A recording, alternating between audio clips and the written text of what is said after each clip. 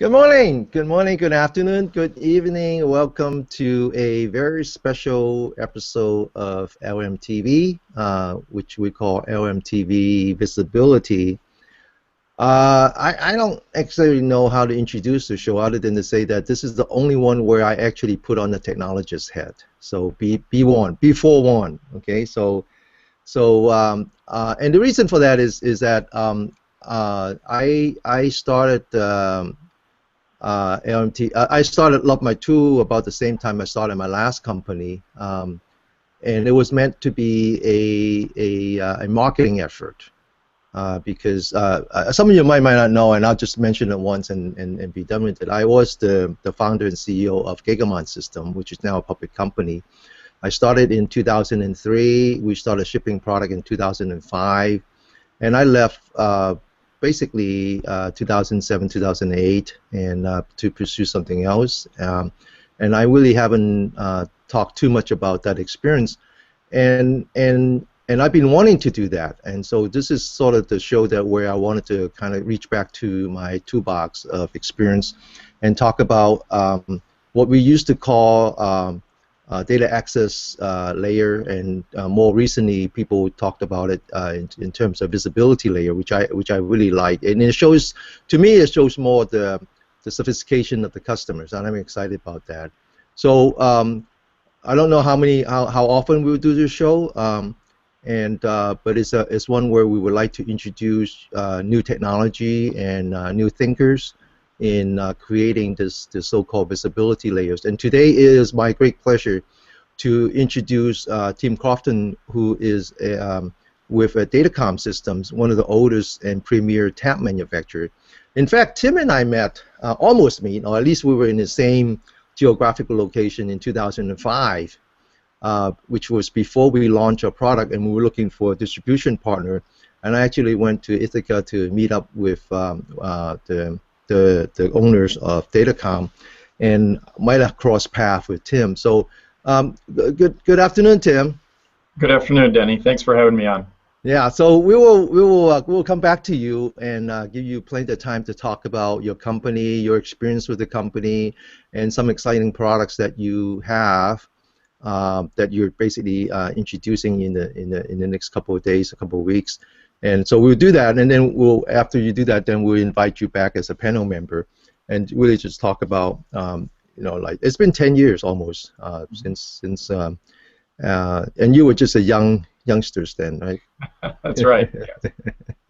and now I was actually, I told you that I was a little concerned that that I didn't quite know how to distinguish the two Tim, but fortunately Tim O'Neill got called to be a judge in one of his network security competitions. So now I don't have to worry about that. So instead, I have with me Paul Offord, who would be my co-host. Hi, Denny. Good evening. Hi, Denny. How are you? Yeah, I'm good. I'm good. Yeah, it's good to find you at home. You don't you're doing less travel these days. Yeah. Well, this week's a funny week because it's Easter, isn't it? And lots of people are away, and we've just moved office actually, but I am doing this from home today. And just before I forget, we are going to be doing a LMTV Tri-Lab next Wednesday. Yep, we are. Yeah. So I'm excited. I'm excited about that. So we'll come back to that. So Tim, so tell us about yourself. Who are you? How long you been in this industry, and what do you do for Datacom, and what is exactly Datacom? Sure, thanks, Denny. So I've been with Datacom for just about 10 years now, and I came from a background of networking and security. I've pretty much been involved in networking since day one with my initial job, and have had the privilege of getting to travel around the world and deal with a lot of different types of customers, large and small, commercial and non-commercial, as well as military. And my work here at Datacom involves everything from basically from an operational standpoint.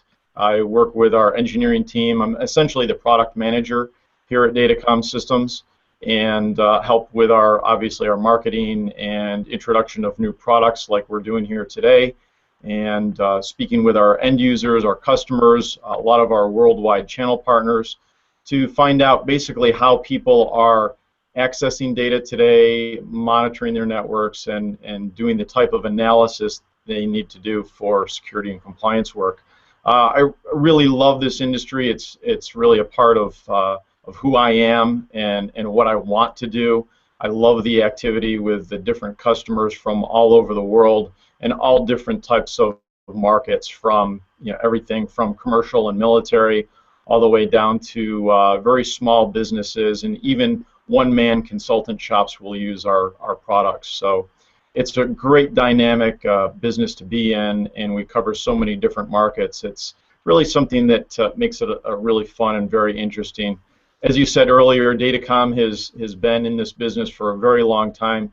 The company was incorporated back in 1992, and so we're into our mid-20s as far as the amount of experience we've had in this industry.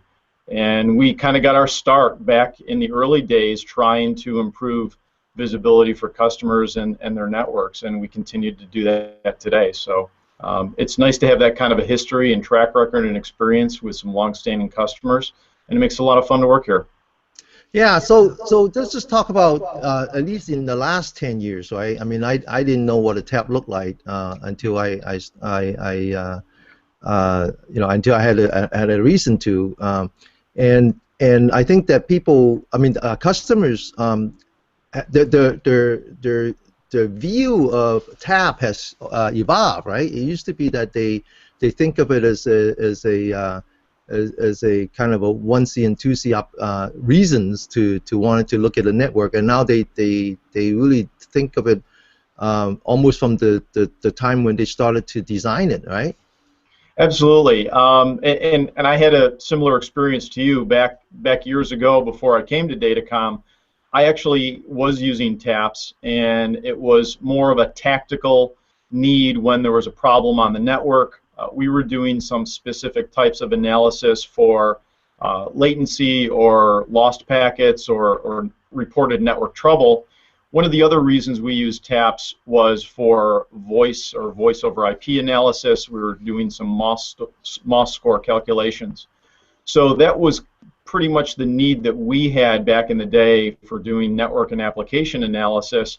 But for the most part, we used span or mirror ports to do the bulk of that kind of work. And it was on a very as needed basis. When there was a reported issue, there wasn't a lot of long-term monitoring going on. There wasn't a lot of long-term span ports.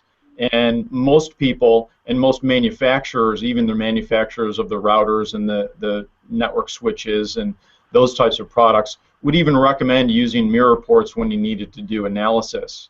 So I agree. Yeah, I think it's important. Let's just kind of bring that to the servers. I think it's important to separate the mission from the technology. Mm-hmm. I think that visibility or building the visibility layer is really much more about the mission, and the mission is defined by the customer. And once the customer defines the mission, then the technology falls into place. So I never find it. I mean, when I was running my last company, I never, and we weren't exactly a tap company, although sometimes we sell taps, but I never bothered to get into the discussion of whether a tap is better than span port, because that's technology. Right. What's more important is really to understand the mission from the customer standpoint. And I think Paul had written an article where he says, look, a lot of times span ports are really valuable. They're there, and because sometimes the mission requires that you just get the data. All right, Paul? Yeah, that's true, Denny. And I think the problem is, of course, that if you don't have taps installed, then breaking service to install one is usually a no-no. Or even if you can get permission to do it, it will be on a in a change slot that's perhaps 5 or 10 days away. So there's still a place for span. And Tim O'Neill's not here to argue this with me. He would argue it very vociferously, as he does. But the inaccuracies that you sometimes get and the occasional loss of packets that you get with span usually the data's good enough. There are occasions when it isn't. We've had an occasion quite recently where we were looking at the performance of network attached storage, and we definitely needed taps to do that. But I still think there's a place for both devices, and I have some questions related to that for later for Tim. But let's carry on anyway. For the moment. Go ahead, Tim. So continue and tell us about data. Continue to tell us about Datacom. How is it's a tap manufacturer. We understand that. Most of our audience who have purchased tap, I'm sure, have heard of Datacom. But how has the company evolved? I remember I talked about how I visited 10 years ago. It was literally in a barn house, right? Well, not quite. No, we're in an office building here, right along one of the main routes through the center of New York State, the New York State Thruway, or I-90 as many people refer to it. But really, the company has significantly evolved over the last 10 years. As you indicated before, we're kind of working towards what the mission is for the customers. And years ago, we provided devices that would allow customers to take a single analytic tool and provide it the ability to dial across different points on their network, so that one tool could have visibility across multiple points on the network. Now, back in those days, we called that a matrix switch. Nowadays, we call it a network packet broker. But that's essentially how the company really got started, was to find ways to allow customers to get better visibility from the purchase of a single analytic tool. In the last few years, what we've done is found that as customers have become much more sophisticated, not only the types of analysis they do on their networks, whether it be application analysis, security analysis, or compliance work, what we've had to do is evolve to make sure that our products have more features for them. It has more control over the devices. We provide specific types of filtering, as far as different types of packet filtering, not on the network itself, but on the copy of the traffic that we make when we're receiving traffic, either from a tap, which is in line in the network, and makes a copy of the traffic, and then we take that copy and serve it off to one or more analytic tools. Or if we're taking traffic from a span or a mirror port, as Paul indicated, and we're sharing that, again, a copy of the traffic off of the network with the different analytic tools. So providing filtering, load balancing, and those kinds of features has been the focus on some of our efforts in recent history. And we continue to evolve as the networks evolve and our customers' analytics become more and more sophisticated, which is why we continue to release new products, new software releases, and new updates all the time. Yeah, I think in some way, talking about visibility layer, it kind of reminds me of the three-dimensional chess game that Mr. Spock used to play with Captain Kirk, right? Because way back when, 10 years ago, when I started my last company, as we were talking about before, that most of the customers just says, well, I have a network, it's been there, and I just want to get access to it. How do I do that? Well, you cut the fiber, you insert a tap, you bring the data out, and then you plug it into this one tool. So that's checker compared to nowadays, which is even more sophisticated in three-dimensional chess. Because nowadays we talk about a very complex network, redundant network, asymmetrical network, and so how do you collect all the data and put it in one place? That's one. The other one is like you were saying, how do you do the matrix switch and better? Like we used to call. I mean, nowadays we don't do that anymore. We used to call it. Well, that's a virtual crash card for your sniffer, right? Right. You put that on your. So I mean, literally, we would 10 years ago we would visit customers. You would have the sniffer on a crash card, right? you know, when something happens, they actually run down the aisle and connect it, right? We did all that, and so I did the same thing. I had my sniffer on a crash cart, and we'd run up yeah. and down the aisles with it. Sure. So the way to sell a matrix switch is that, well, now you have a virtual crash card, right? Then customers say, yeah, I love it, and Right. then so that becomes like, you know, so you have all these different dimensions. You know, people want to be able to deploy the tool anywhere they want. People want to deploy the tool so they can collect data from multiple points in the network to, you know, Sure. to recombine and recreate the conversation. People want to share a single tap with multiple tools. People want to be able to you know, take 10 gig links and feed it into 1 gig. I mean, it's just like from this really simple game in the last 10 years, it just blossomed into this three-dimensional chess game that we now call visibility layer. So it's, Sure. I'm excited. It's very Yeah. very interesting.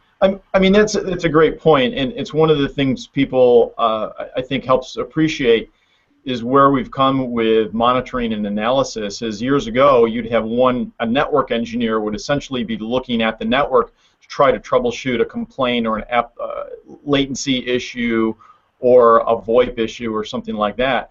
Nowadays you have monitoring which is consistent. It's 24/7, and it's giving customers the ability to monitor multiple applications at the same time.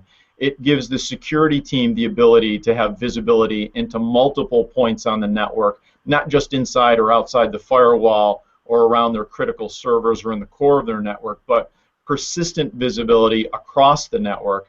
And then you have the compliance people who they want to have access to the data that's running across the network as well. So you've got all these different teams, whereas years ago you had the network guys who would worry about things. Nowadays you've got network, you've got security, you've got compliance, you've got application website development, you've got the server folks. They all want to have visibility to the same type of core data, but you may not want to share essentially all of the data with those teams, right? Why does somebody who's doing VoIP analysis, they don't need to see all the other traffic on the network? So the sophistication that customers have evolved to make sure that their networks are running efficiently has become much more sophisticated, and we as a manufacturer have had to evolve with that demand or that mission, as you say.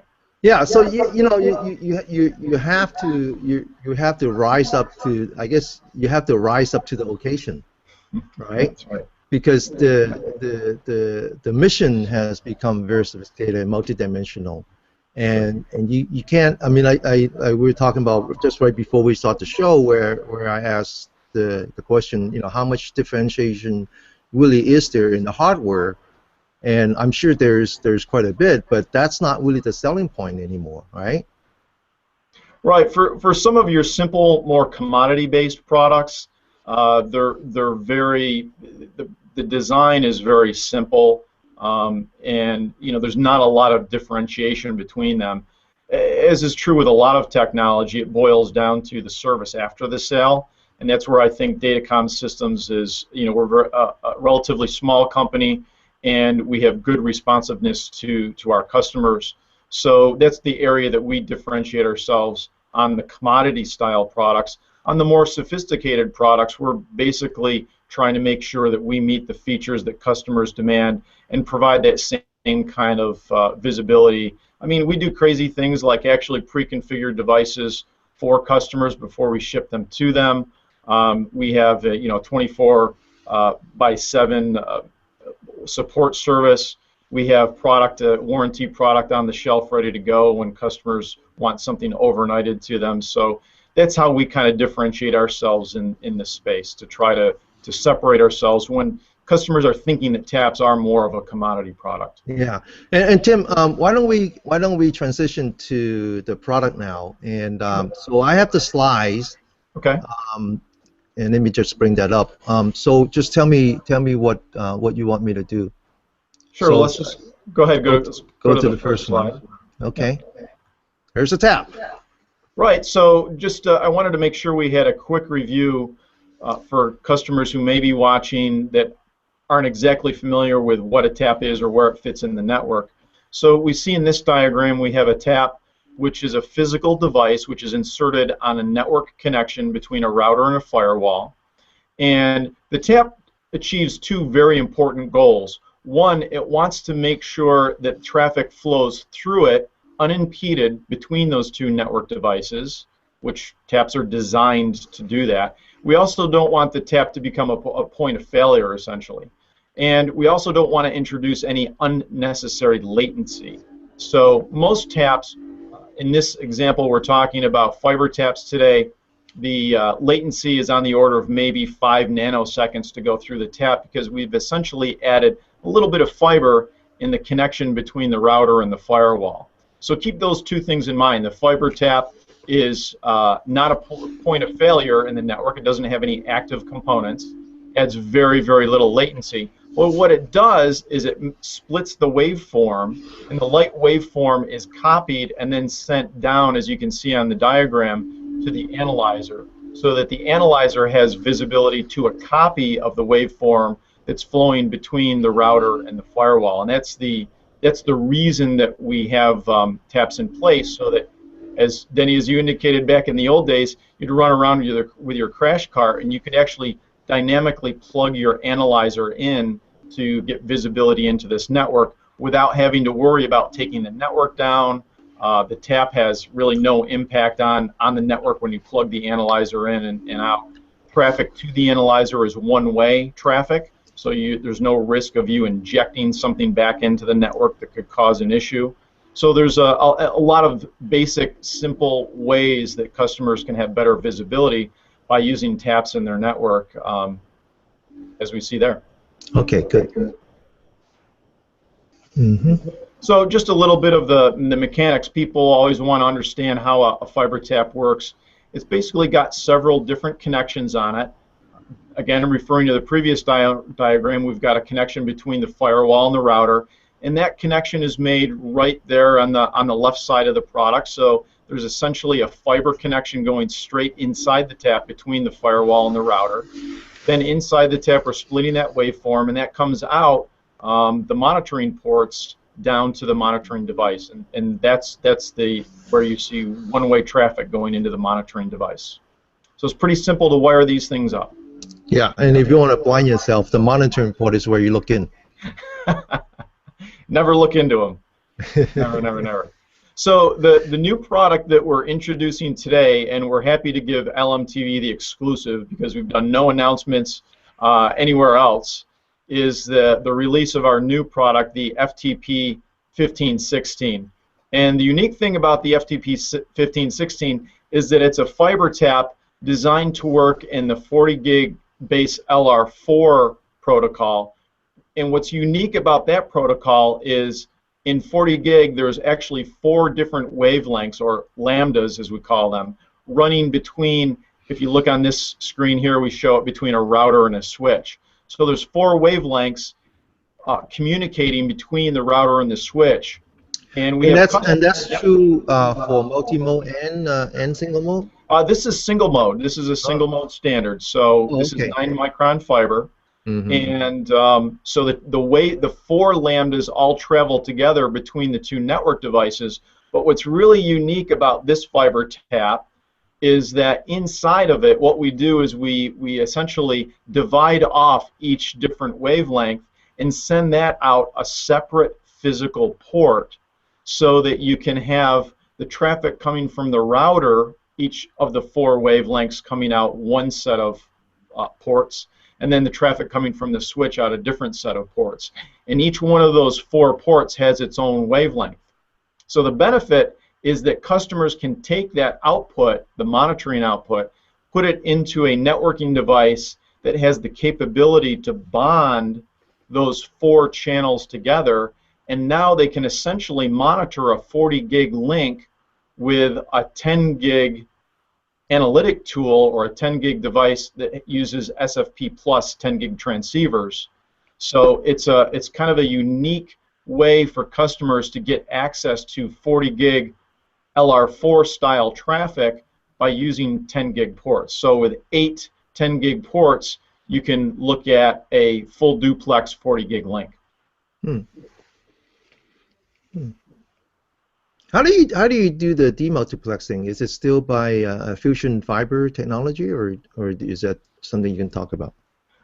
Well, I mean, you've got multiple. You can kind of look at the optics of it. You've got 4 different wavelengths traveling through a fiber optic cable, and what we do is we just kind of do some bandpass kind of filtering to say, look, I just want this wavelength on this physical fiber and this wavelength on this physical fiber. So there's a little bit of secret sauce involved with how we split out those lambdas, but that's essentially what we're doing. We're taking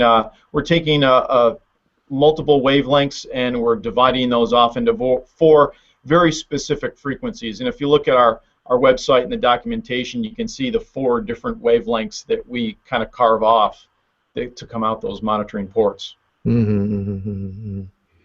In my previous life, we do a lot of stuff with optics, and one of the things that we always concerned about is really how stable the temperature stability, right? When it sounds easy and it's really easy to draw it on a piece of paper, but when you actually do it, it turns out that getting to work over a wide range of temperature is non-trivial.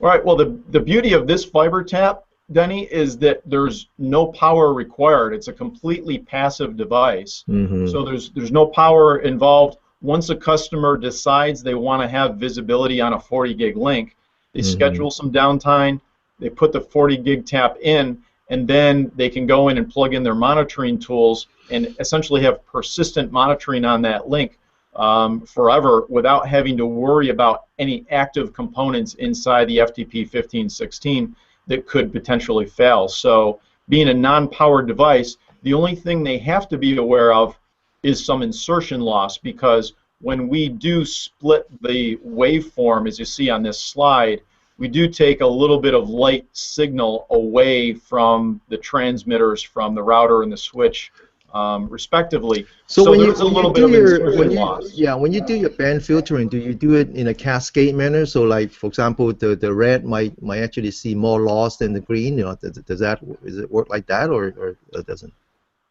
It's gonna, well, of course, the way we're doing the filtering, you're gonna see slight variations between each one of the lambdas, but we're in the order of 3.4 to 3.7 insertion loss, dBs of insertion loss on each one and on the link. But I did warn you that this is the only show where I put my technologist hat on. So I become a geek, so it kind of I can't help it. So anyway, nothing left. Is that the last slide? I don't remember. No, there's one more. Okay.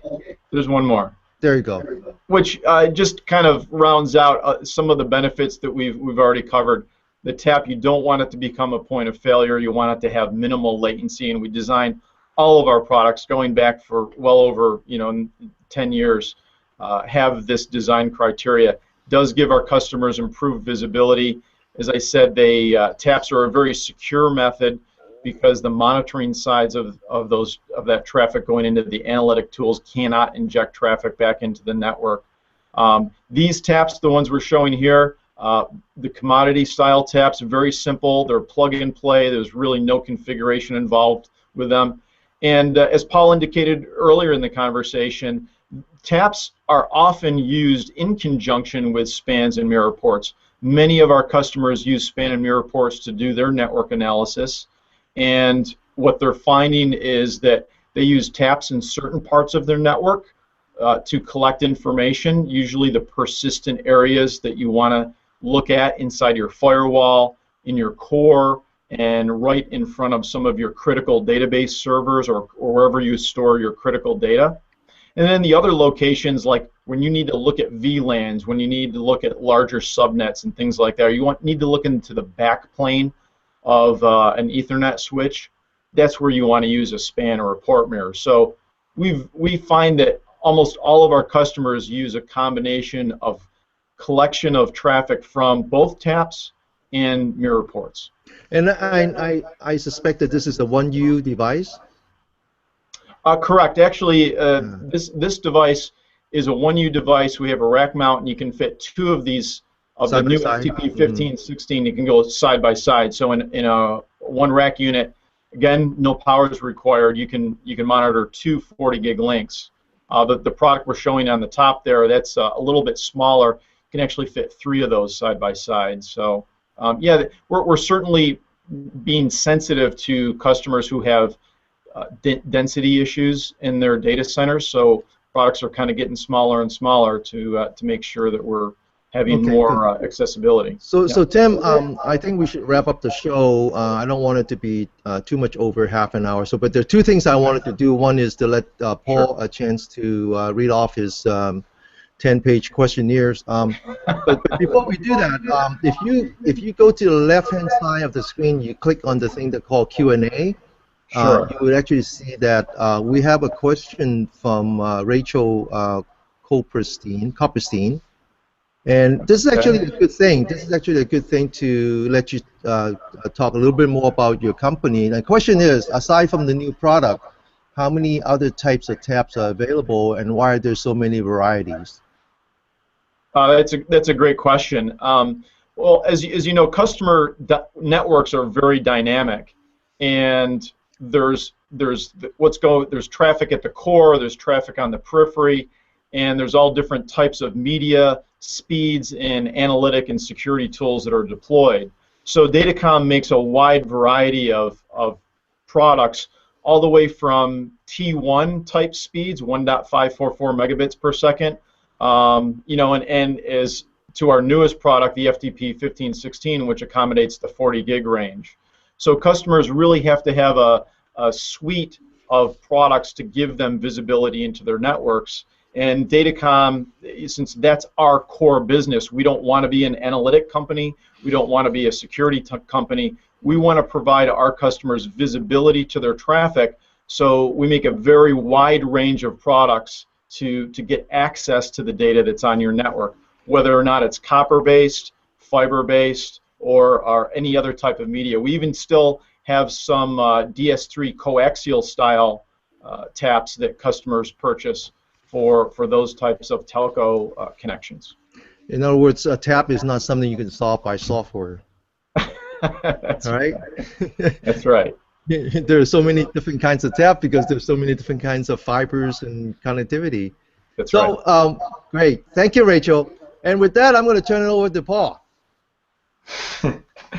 Thanks, Denny. Actually, my list is quite short, but I thought I'd just stick to a couple of the very basic ones. The first one is I love the way that you are able to provide that 8 by 10 gig split, which obviously could allow customers to leverage existing 10 gig capability to analyze these links, which, you know, packet brokers and directly into analyzers. That sounds great, so I really like that. The thing that I would say is I think the challenge now is that you produce this equipment that can feed out data at a tremendous rate. The problem we have is that certainly from a network capture and analysis type point of view, the bottleneck tends to be those devices that you attach to your ports and their ability to save the data fast enough. And that's certainly a challenge that we're finding more and more. We seem to be going back to the era when I first started doing network captures and analysis, where you were capturing into memory and then just using a ring buffer in memory, and getting the stuff to write out to disk fast enough is, even with SSD, seems to be a real challenge that I haven't seen anybody really crack yet, not satisfactorily anyway. I was dying to chip in when you were talking about the drivers for using taps. You mentioned all the good things about feeding out to all the different consumers of packet data, but the one thing I've found that is I don't think the industry is really pushing hard enough on, and I don't think the customers are aware of, is this ability to separate out network configuration from visibility, particularly when a lot of our customers are now running their data centers as infrastructure as a service, platform as a service, outsourcing their management and their engineering support on their networks, and they're giving away all visibility to their packet data. And when we try and help our customers get that data out of off their network, we have to jump through so many hoops. And having the ability to have something that the customer still owns that can produce that data, taps, packet brokers, etc. I think that's got to be the way forward. And I don't hear too much about that. Do you see that as an area that could extend your market, Tim? Yes, we do. That's a great point. I think with the advent of cloud computing, so many companies have allowed a lot of their data to be stored or produced or accessed through the cloud. The market growth for us is that not only are the cloud service providers performing more analytics in order to meet their specific SLAs with customers, but on the flip side, we're seeing customers who are using cloud services do more analytics on their side so that they can do troubleshooting if they think there's an issue going on. They want to be able to identify, is the issue on our side of the network or is it on the cloud side of the network? So we're actually seeing growth in the marketplace as a result of cloud computing, and our customers saying, I trust my cloud provider, but I want to make sure that if I see an issue, I can quickly identify, is it on my side of the router or on their side of the router connection? And the cloud providers are doing the same thing. They're just everybody's trying to provide better service and trying to make sure that they can recover from any downtime or latency issues or things like that that are happening. One of the ways that customers do that, as far as you were talking about this speed to disk kind of issue that is still very common today, is to provide filtering on the packet data. So you might have a large volume of traffic that's going through a network port or network connection for visibility analysis or application analysis. And what we see is that by reducing that, by packet filtering on our products, we're allowing customers to hone in on the specific types of applications that they're trying to troubleshoot, which allows them to actually collect, hopefully 100% of the packets if their speed to disk is fast enough. Sure. Yeah, sure. There's no better business model than to be able to sell weapons to two sides of the same wall. And my experience is that SLA, service level agreement, is a godsend. Right. Yeah, I think the thing is that from my point of view, I accept what you say about cloud. I think for the customers, most of the customers that we have are enterprise size, and they are using the cloud, particularly in development areas. They're not using the cloud so much in production systems because of all sorts of reasons. But they are moving their data centers into co-locations, into third-party owned data centers. And they seem to, when they do this, they lose visibility. And not just because they're not looking, they can't look at network problems. And you could argue, well, your platform provider should be dealing with the network problems. That's quite true. But you might want to look at the performance of systems by just analyzing what's going on across the network. And you lose visibility of that, and it gets to the point, I mean, we've got some customers where the platform provider is dictating to our customers what they can and cannot do, even though it's our customers' data, And hey, Rachel asked a second question, and she said that this is for Tim, but I actually believe that both Tim and Paul can answer it, and I'd like both of you to give her some feedback. And the question is this: can you guys see this? Yep. And she said, can smaller companies benefit from TAPs? Are there ways to work network security into a tighter budget? In other words, why don't we have a TAP pantry, like a food pantry? Like put some of those cheap TAPs and come on, sell at a discount to smaller companies. No, I'm kidding. No, Tim, answer the question. Can small companies benefit from TAP? We sell a lot of product to small companies who have recognized the fact that there's no better way, to know what's going on in your network than plugging in and using maybe an open source packet analyzer to take a look at that traffic. So We've got a lot of companies, even one-person consultant companies. They'll often put it in their home office, or some consultants will actually take one of our small 5-inch by 5-inch taps and put it in their bag, and they carry it around with them when they do security analysis or application monitoring and things like that. So for small companies that are out there, I would say that the place to start is to just determine where you want to look at your data, and if an inline tap is the way to do that, then for as little as a few $100s, you can install a tap on your network.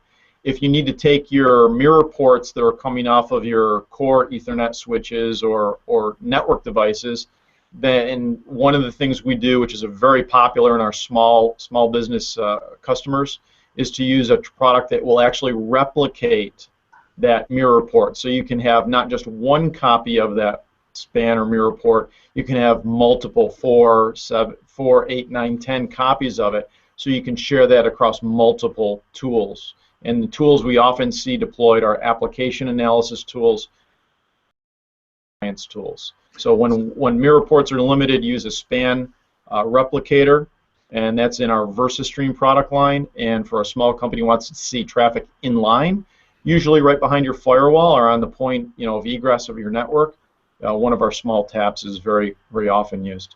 Yeah, and Paul, what's your experience with that devices, right, of companies?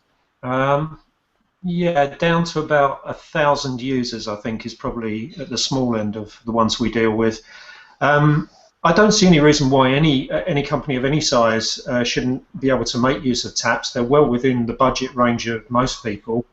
I think it's mainly knowing what you'll do with the data once you're given it. I mean, if you can plug the tap in and you can start generating packets, you just need to know what you're going to do with it.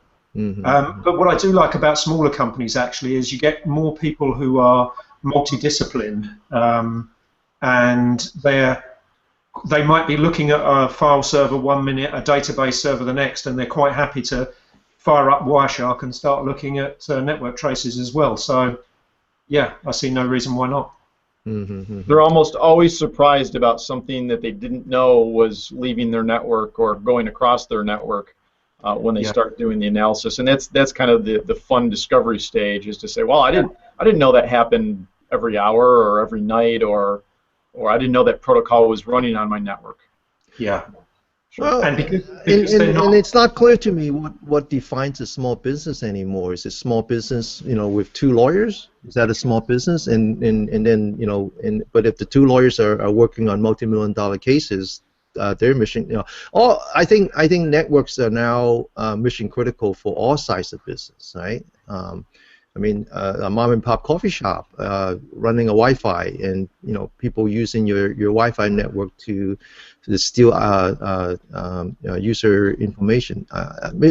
Networks are mission critical, and I think if I understand it right, I think our understanding and our experience is that it's really important to look at your network, and so but don't start with the tap. Right, Paul? Start with what you're going to do after you have the tap and after you have the data.